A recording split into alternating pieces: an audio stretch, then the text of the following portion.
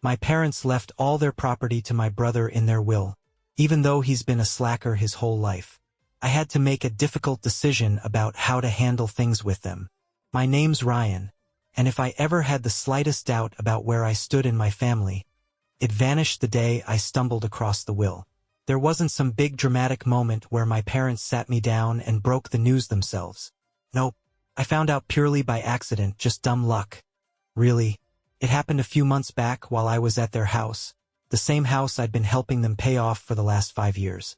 Mortgage payments, grocery runs, fixing up whatever was falling apart. I was the one keeping things together while my brother, Brandon, did absolutely nothing. And when I say nothing, I mean not a damn thing. No job, no responsibilities, just sitting around, waiting for life to hand him everything on a silver platter. And apparently, my parents were more than happy to oblige. That day, I was helping my dad sort through some paperwork because, as usual, neither of them had any clue how to handle that kind of thing. He'd asked me to scan a pile of documents, legal and financial stuff. I didn't think much of it. Not until I saw it. A folder labeled Estate Plan and Last Will and Testament, sitting right there in the stack. Now, I'm not the type to snoop, but curiosity got the better of me. I mean, considering I was the one making sure they had a roof over their heads, it didn't seem unreasonable to wonder how things were set up for the future. So I opened it, and what I saw made my stomach drop. Everything, every last thing was gonna Brandon. The house, the savings, every asset they had. My name wasn't in there at all, except for some generic throwaway line about how they loved both their sons equally. Yeah, right, equally. That's why their golden boy got it all, while the son actually keeping them afloat didn't even get an afterthought. I felt like a complete fool. Here I was, breaking my back to make sure they never missed a bill, never worried about food, never had to struggle, while they sat back and mapped out a future where I was left with nothing. And Brandon? He wasn't just lazy, he was entitled. He never lifted a damn finger, never chipped in a single cent, yet somehow he had them convinced he deserved it all. Maybe it was because he was the younger son. Maybe because they'd always babed him. Maybe because he knew exactly how to manipulate them. Whatever the reason, they'd made their choice. I just sat there, staring at the paper, my hands shaking from a mix of rage and betrayal. How long had this been the plan? Had they always intended for me to be nothing more than their free financial safety net? Did they ever even appreciate everything I'd done for them? I had no idea how long I sat there, but eventually, my dad must have noticed I wasn't scanning anything. "Hey Ryan, what's taking so long?" he asked, stepping back into the room. I didn't even bother to hide the will. I held it up, locked eyes with him, and asked, my voice unsettlingly calm. "So, this is how it is? Everything to Brandon? After everything I've done for you?" His face went pale for a split second, but then he just sighed, like I was some little kid throwing a tantrum. "Ryan, it's not what you think." "Really?" I shot back, my voice sharp. "Because it looks pretty damn clear to me. I've been paying your mortgage, buying your groceries, fixing up the house while Brandon does nothing, and you still decided he's the only one who matters." Dad shifted uncomfortably, but instead of giving me a real answer, all he said was, "It's complicated." That was it. No apology. No explanation. Just 2 empty words and an expectant look, like he was waiting for me to drop it and go back to being their personal ATM. I should have walked out right then and there, but I wasn't done. I needed to hear it from both of them, so I called for my mom. When she walked in and saw me holding the will, her expression wasn't much better than my dad's. At least she had the decency to look guilty, but the moment she opened her mouth, any sympathy I might have had evaporated. "Ryan, honey, you don't need the inheritance," she said softly, like she was doing me a favor. "You have a good job. You're independent. Brandon, well, he struggles. We just want to make sure he's taken care of." And that was it. The moment something inside me finally snapped. They weren't even trying to deny it. They knew exactly what they were doing, and in their minds it made perfect sense. They had spent years enabling Brandon's laziness, and now they were sealing the deal, rewarding him for doing nothing while I got pushed aside like an afterthought. I took a slow breath, clenched my jaw, and set the will down on the table. "Got it," I said, my voice eerily calm. Glad to know where we stand. Then I turned around and walked straight out the door, ignoring their protests as I slammed it behind me. They had made their choice. Now it was time for me to make mine. After that, I didn't go back. No calls, no check-ins, nothing. For the first time in years, I left them to figure out their own damn problems. If something broke, they could fix it. If they ran out of food, they could go get their own groceries. And when that mortgage bill showed up, well, it sure as hell wasn't my problem anymore. The silence lasted about 2 weeks. At first, I think they assumed I was just sulking, that I'd cool off and come crawling back like always. Maybe they thought I'd apologize for daring to question their decision. But the days kept passing, and more importantly, the money stopped flowing, and that's when things started to shift. Then one afternoon, my phone buzzed. It was my dad. Dad, the property taxes are due. That was it. No hey, how've you been? No sorry for what happened. No we appreciate everything you've done for us. Just a cold, transactional message, like I was still their personal ATM, waiting to be used. I stared at the screen for a second, almost laughing at how predictable they were. They really thought they could just demand money like nothing had happened? That I'd keep playing my role as their financial safety net, even after they made it crystal clear I was disposable? I calmly typed back, I'm sure Brandon will handle it, since the house is his and all. Took exactly 5 minutes before my mom called. I let it ring. Then another text came through. Mom. Ryan, please don't be like this. We need to talk. Oh, now they wanted to talk? Now that the bills were piling up and reality was smacking them in the face? I waited an hour before responding. There's nothing to talk about. You made your choice. Now you can live with it. I figured that would be the end of it, at least for the day. I had made myself perfectly clear, and not a single part of me felt guilty about it. But then Brandon decided to chime in. His message came in late that evening, and the second I saw his name pop up on my screen, I knew it was going to be something obnoxious. Sure enough, I opened it to find pure entitlement. Brandon. Dude, why are you being such a drama queen? It's not a big deal. Just help them out like you always do. I nearly laughed. Not a big deal. Brandon was really out here acting like I had no right to be mad. I typed back, Nah, I think you've got it covered since you're the favorite and all. A few seconds later, his reply popped up. Brandon. Oh my God. Are you seriously mad about the will? Grow up, man. It's just money. Oh, now it was just money? Now that it was his to inherit, suddenly it didn't matter? The hypocrisy was unbelievable. I shot back. Then you won't mind using some of that money to pay for the mortgage, right? Silence. A few minutes later, my mom texted, and this time, she went full guilt trip mode. Mom. Ryan, we're your parents. Family takes care of each other. We did so much for you growing up, and now you're just abandoning us? I had to take a deep breath to stop myself from hurling my phone across the room. Abandoning them?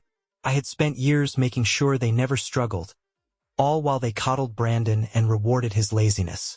And now that they had to deal with the consequences of their own choices, I was the bad guy. Not this time. I responded, You made it clear I wasn't part of the family when you left me out of the will. Now Brandon can take care of you. I could practically hear my mom gasping dramatically. She always had a knack for playing the victim, even when she was the one in the wrong. A few minutes later, my dad chimed in. And this text? This one had me seething. Dad, we're not asking for much. Just enough to cover the mortgage for a few more months until we figure things out. Don't be selfish. Selfish. That word made my blood boil.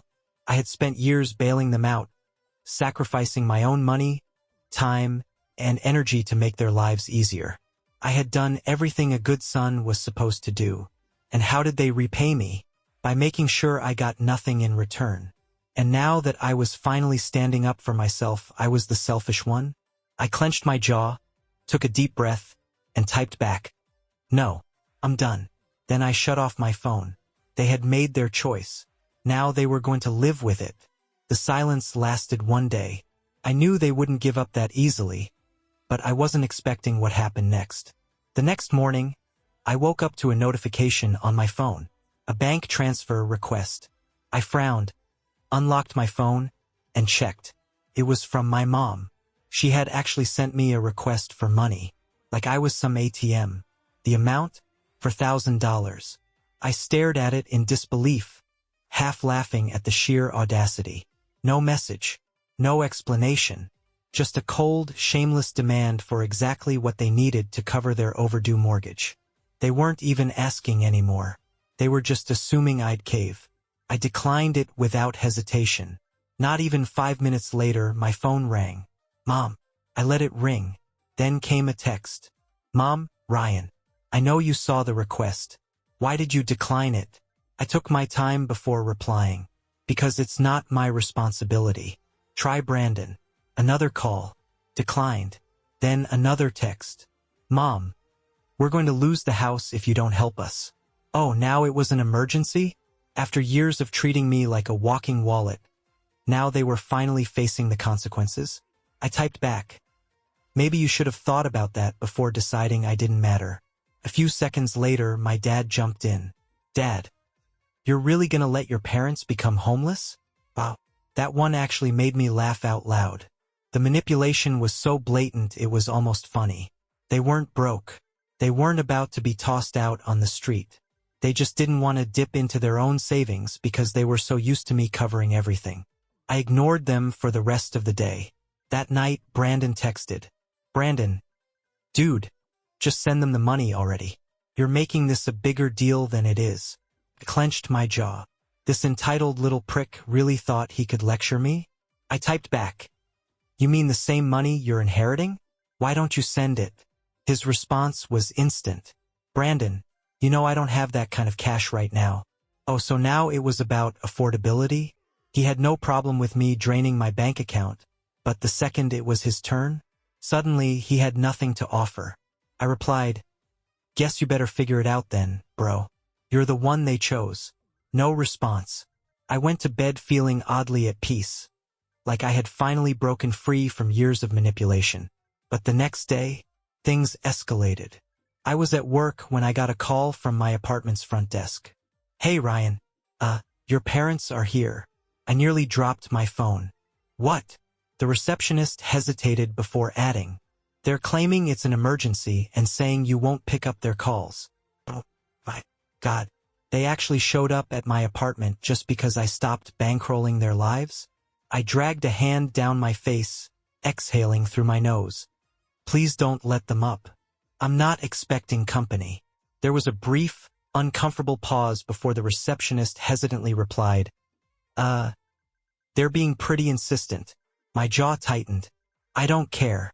Tell them to leave. I ended the call, and not even 5 seconds later, my phone buzzed.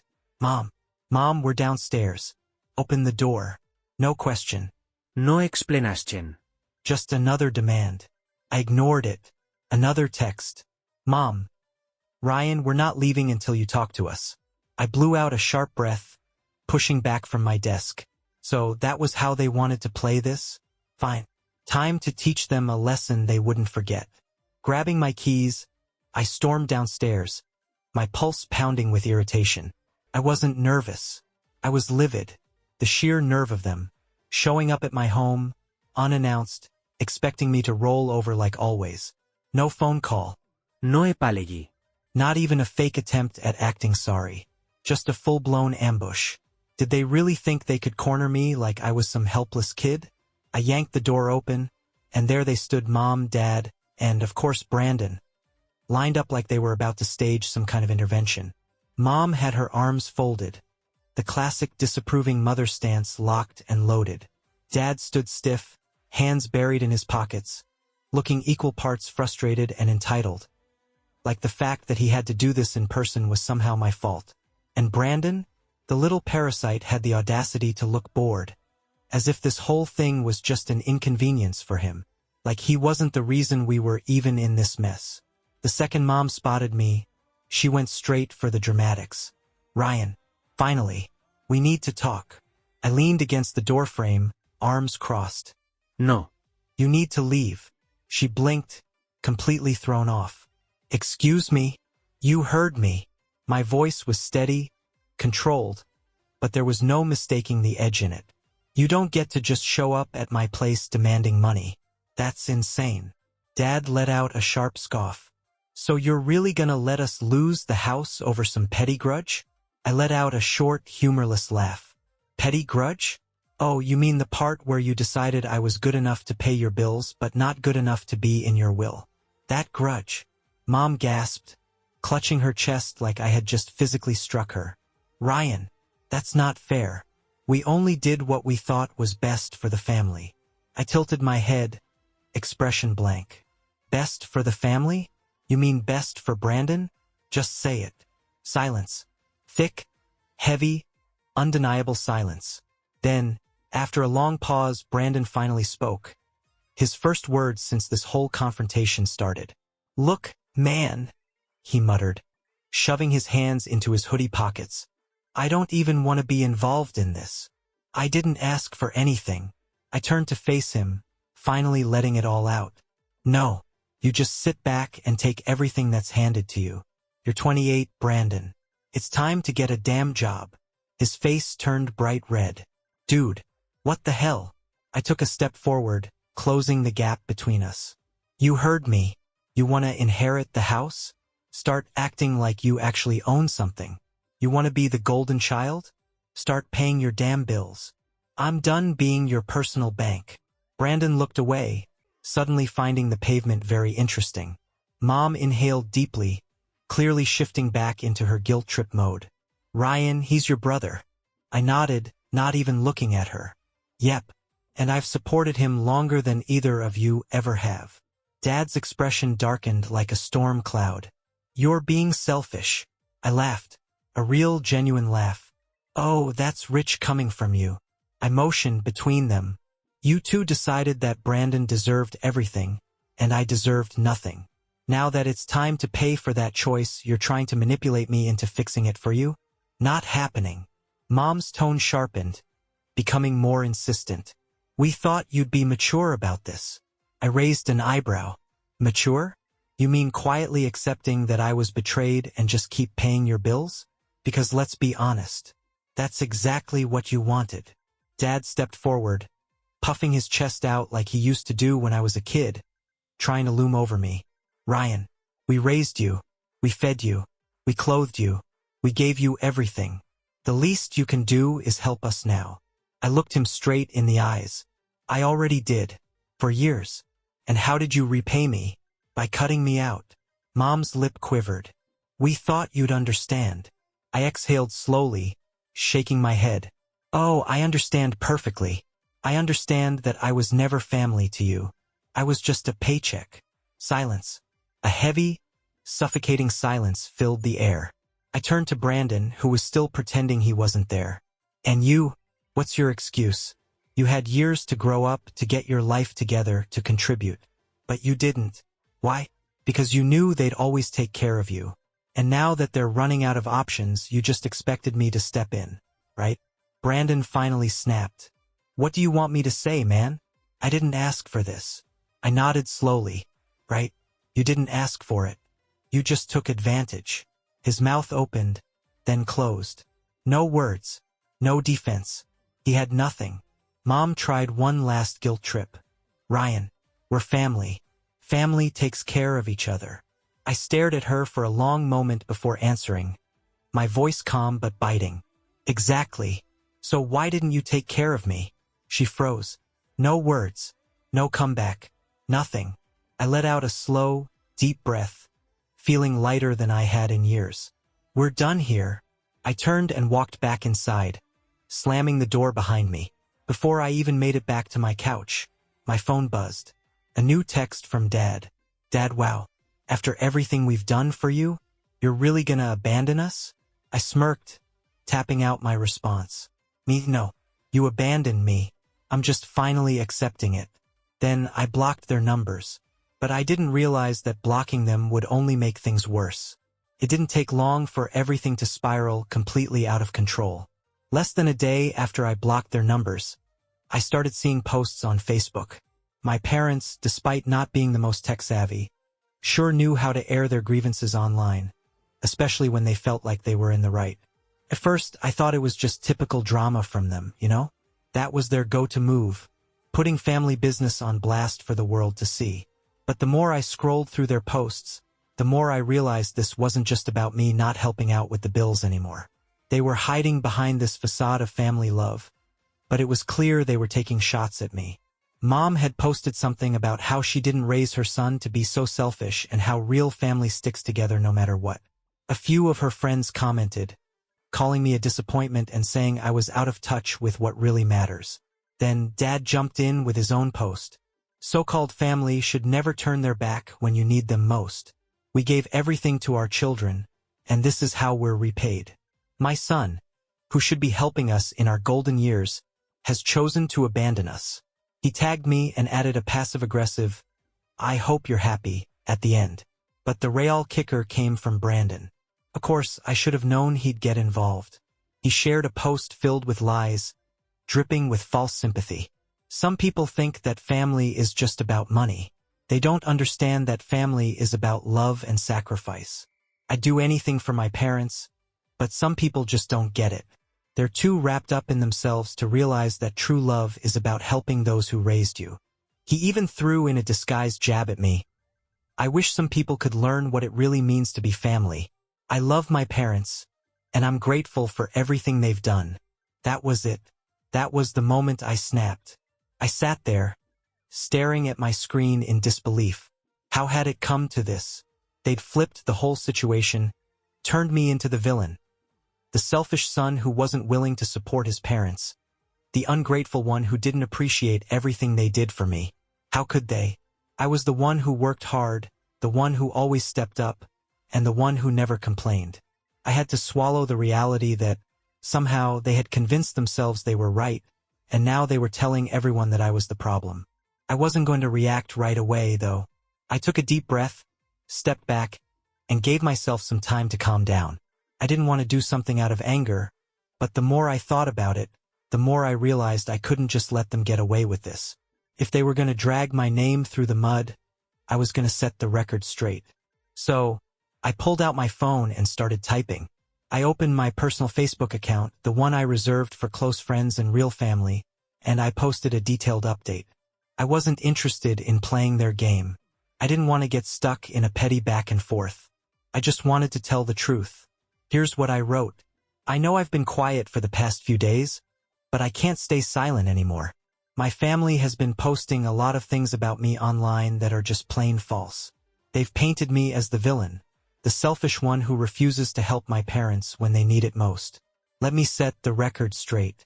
I've always been there for my family. From the moment I was old enough to get a job, I've been the one paying bills, buying groceries, and supporting them in every way I could. But there comes a point where you can't keep giving without getting any respect in return.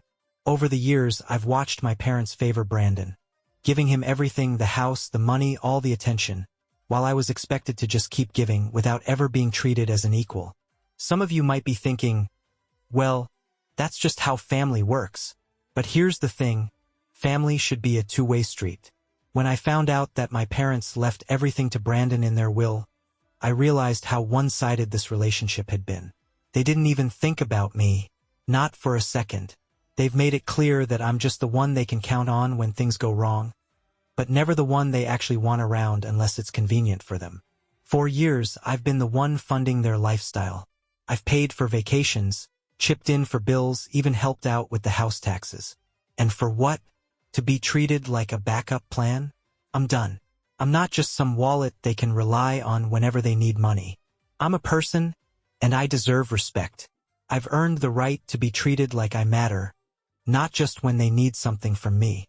As for Brandon, it's time for him to grow up. He's 28 years old, and he's never worked a day in his life. He's never taken responsibility for anything. My parents have enabled him for so long that it's no surprise they favor him. But here's the thing. He's had plenty of time to get his life together. Now it's time for him to stand on his own 2 feet. To everyone who's been following this drama and supporting my parents, I want you to understand that there are always 2 sides to every story. Yes, family is important, but it's also about mutual respect. I've given enough for a lifetime, and I'm not apologizing for stepping back. This isn't me turning my back on family. This is me choosing myself. And to my parents, I wish you the best. But I am done being your doormat. I hit post, and immediately, I felt a sense of relief wash over me. For the first time in my life, I was telling the world the truth about my family. About how they had taken advantage of me for so long.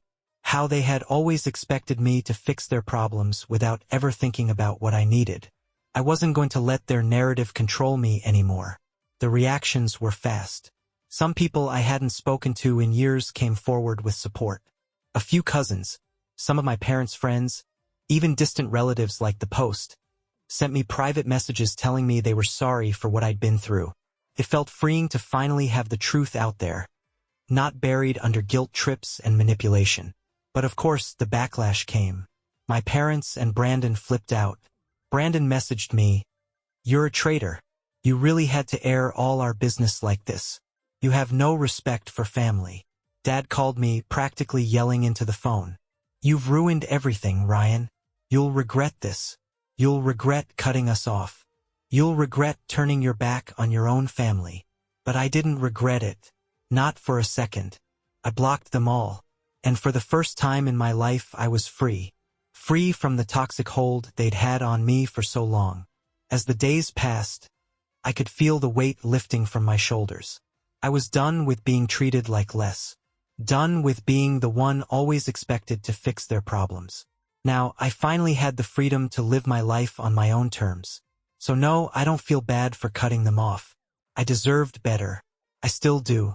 And from now on, I'm surrounding myself with people who appreciate me for who I am, not for what I can give them. It's time to move forward. For good. And I will. Let me know your thoughts in the comments below.